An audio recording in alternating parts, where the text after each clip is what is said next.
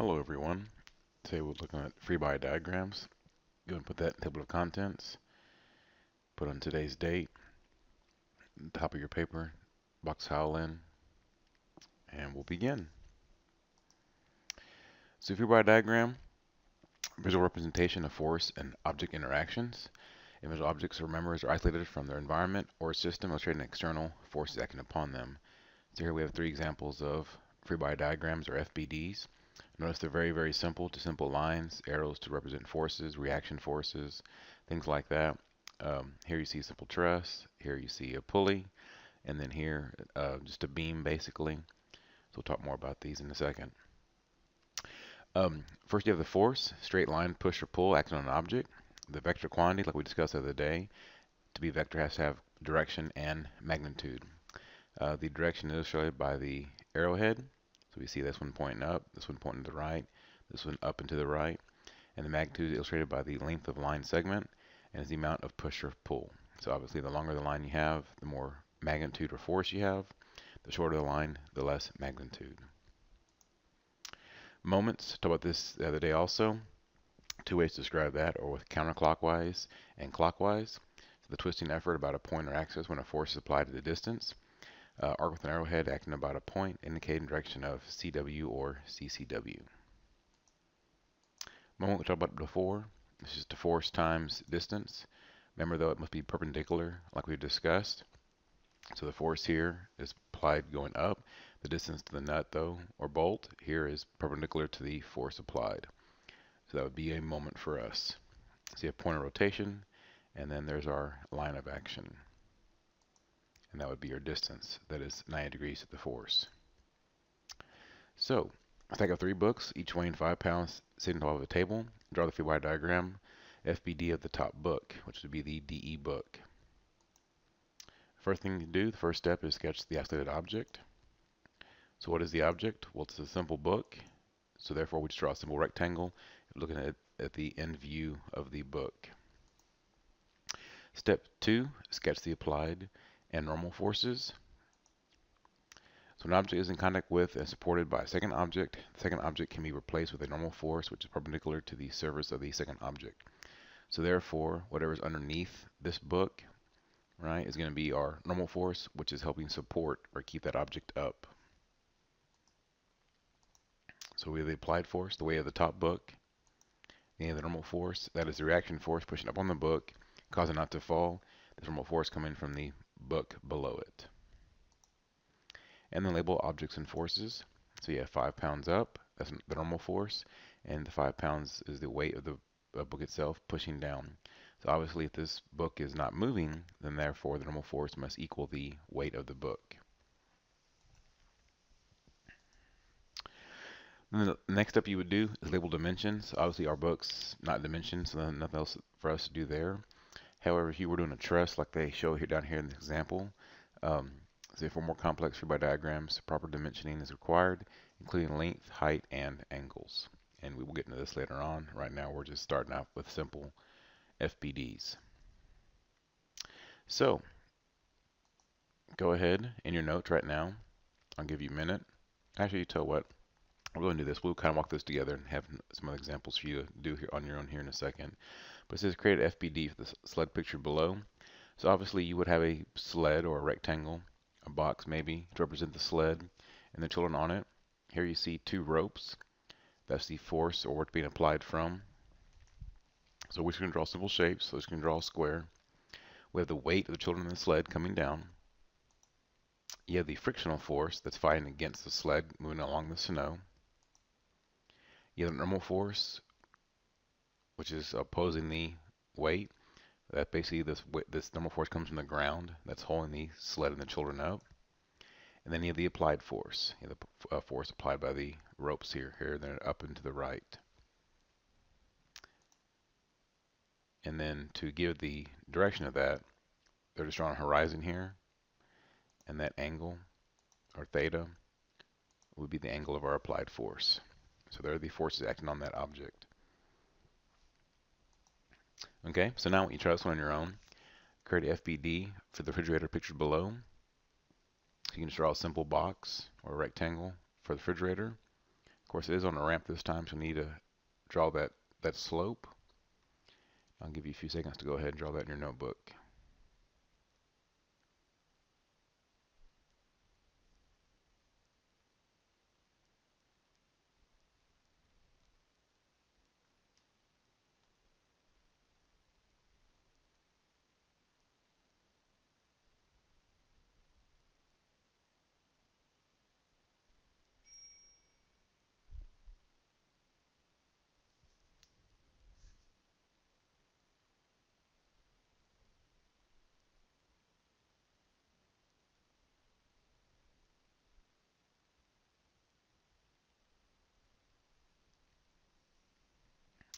Okay, so let's see how you did. So the first thing, most importantly, is to draw the actual object, or the representation of the object.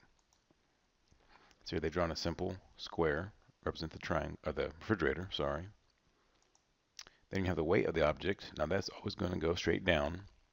Obviously that's how Earth's gravity affects everything.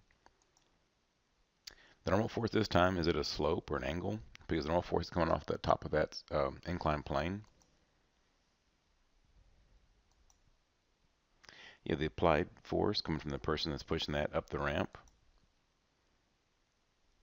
And notice how they draw on the applied force on the left side of the object, and then they show it on the right side of the object. The most important thing is obviously the length of the arrow to show the magnitude, and then the arrowhead to show direction. See the normal force also, they showed it underneath the object here, but here they show it come from the middle of the object. The important thing is the magnitude and then the arrowhead or direction of the vector. Yeah, the frictional force, once again, coming from the friction between the bottom of the refrigerator and the top of the ramp. And then here what they're doing is drawing an angle again. So here they're showing the angle of this ramp or inclined plane. And so that's our theta. So that's the angle of our, you'd use that as the angle of your net, or your normal force. Now this one says create an FBD for the pulley system pictured below. Rather than doing it for the whole system, look at mass 1 first. So mass 1 is down here, this little blue box. So once again, they're just drawing a simple object. So they draw a square, the weight of the actual object, so weight 1 for mass 1. And then you have the tension force coming from the cable or the rope, whatever this is, from this pulley system, pulling up on it. As long as the box or mass isn't moving, obviously these two would be equal in length. The FBD of the movable pulley, that one's a little bit different, because what they're going to do is they're going to draw the pulley itself, but here you have the weight of the pulley and then the weight of also the mass too. So those two are added together to equal the total weight. So the pulley itself and the mass below it. Then the tension force on the one side of the pulley and the tension force on the side of the pulley. Now these two are shorter, but added together they should equal your weight of the mass 2 and the pulley down here. So important thing to remember here, tension forces are equal throughout the system. So whenever you have a system like this, whether it's cables, pulleys, ropes, tension forces are equal throughout. We're looking at some different types of support reactions. So the first one is a cable, rope, or chain. Then we're looking at pin connection, a roller connection, and then a built-in cantilever. So to aid completing free body diagrams, connections are often identified with letters. So the first thing we're going to look at here is the cable, rope, chain. So you're placed with a tension force only. So the weight is supported from a cable attached to ceiling. So here we see a mass hanging from the ceiling by a cable. So if you think about a diagram, the tension force in the cable is pulling up on the cable, and then the weight of the object is pulling down. Obviously both going in opposite directions. An important thing to remember about cables, ropes, and chains is when we do FBDs for these, we do not include the weight of the chain, rope, or cable. That's just something we ignore in this class. So you don't have to worry about that. All you have to worry about is the forces that are being applied to that cable, rope, or chain. Here we have a sign. We have cable A over here, cable B on the right. So the sign with the weight W is hung by 2 cables as shown. Draw the FBD of the sign and cables. So here we see this angle given to us, not really given to us to show it as theta. but here's the horizon, and that cable B is theta off the horizon. So the FBD of sign and cables, you have the tension force in cable A pulling to the left. You have the weight of the actual object itself pulling straight down. And then for the cable B, you have the tension force in cable B. Pin supports. So when we get into beams, there's two different types of supports. The first one here is being the pin support. It's represented by just a simple triangle. Okay. But pin replaces the two reaction forces, one vertical and one horizontal. So whenever you see a beam like this anchored at a pin support like this, that basically means that corner on A cannot move. It cannot move in the Y direction, but also cannot move in the X direction. It is completely locked down. Therefore, that's why we show two reaction forces: the reaction force in the Y direction and the reaction force in the X direction. And that's true for all pin supports.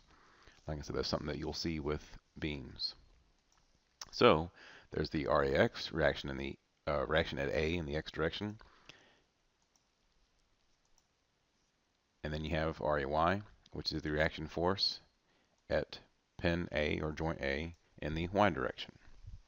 So every time you see a pin, it would always be two reaction forces. The other type of support you'll see for a beam is a roller support, which is basically still a simple circle with the line underneath it. It's replaced with only one reaction force perpendicular to the surface. And that's important to make a note of that. Perpendicular to the surface. So here in this roller support, it is in the horizontal position. Okay, see the flat beneath it, the flat area. That means it'll only support it in the Y direction. That means this beam here is able to move freely in the X direction, however it wants or however it will, in the environment it's in. It's important to note because the reason they do this on beams is because obviously materials expand and contract. So you don't want two ends of a beam to be both on pins because that way it can't move in the X or Y direction. So you do need one end of a beam on pin connection or pin support. That way it won't move, but the other end would be a roller support. That way it'll help hold the beam up, but yet as the beam expands, contracts from hot and cold, then that beam can move back and forth and won't crush or break anything as it expands and contracts. For obvious reasons, you wouldn't want two roller connections because then the beam could just roll off the rollers in the X direction, and they would only support in the Y direction. So you have to have one pin and one roller.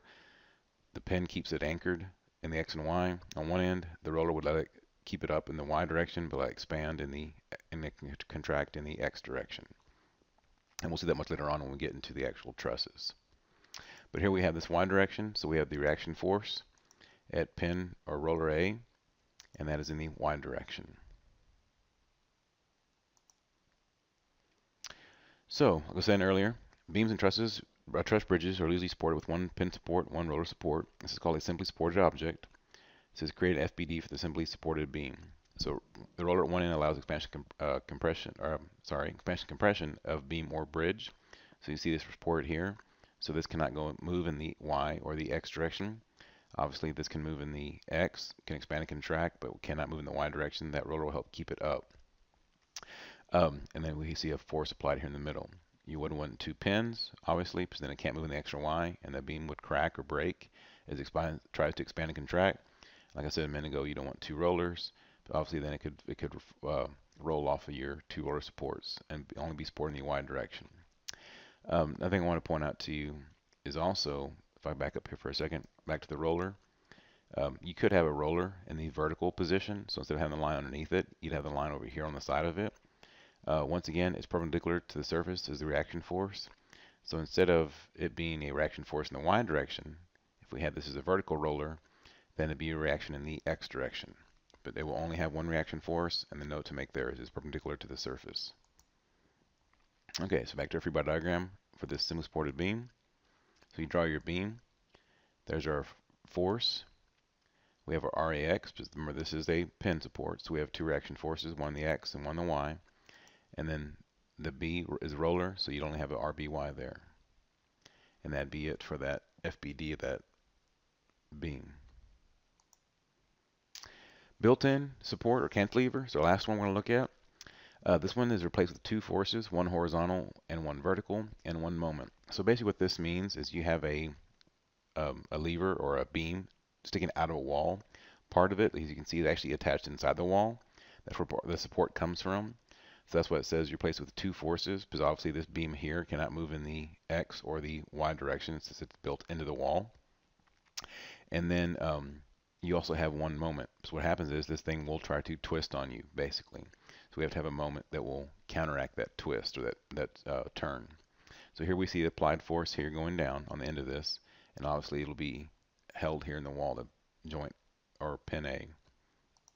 So the FBD of this will look like this. So you see the applied force there in the green again. RAX, that's the reaction force at joint A in the X direction. And then RAY, the action force at A in the Y direction. And then you have the moment. If you think about this, if this thing is trying to push down, if this is a axis right here, all right, so this is where we're going to spin from. If we're pushing down to green, that would give us a clockwise rotation. We'll go this way. So we're going from green and pushing down around A.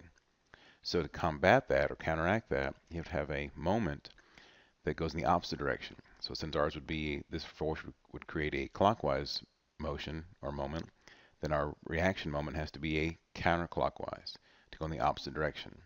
So we see the moment at A in a counterclockwise direction to combat this force here trying to make it move in a clockwise direction. So summary support reactions. You have contact, let's place with the normal force. Most time there's the ground, might be the tabletop, things like that, some kind of immovable surface. You have the cable, rope, and chain placed with tension force. I said earlier, you don't count the weight of the actual chain itself, or rope or cable. You have the pin replaced with two reaction forces, one vertical and one horizontal. So you have the X and Y direction. You have the roller replaced with one reaction force perpendicular to the surface, so it could be the X or the Y. And then you have built-in cantilever replaced with one horizontal force, one vertical, and then one moment.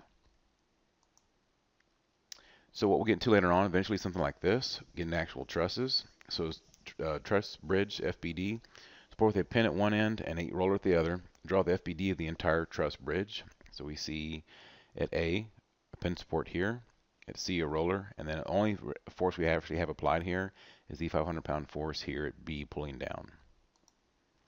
So to draw a few bar diagram of that, you basically draw the same truss, label it A, B, C, D, E, 500 pounds down at B, and then we replace our pin with RAX and RAY for those two reaction forces. And then at C, since we had a roller, we have RCY to replace that roller support there. And there you go. That's the end. So you can go ahead and cross out the rest of your notes. If the bottom of the page is empty, sign on the line. Go ahead and sign the bottom of the page and date it. I also have a witness sign and date also. And you can go ahead and start the activity. If you have any questions, email me. And I hope to see you soon. Thank you.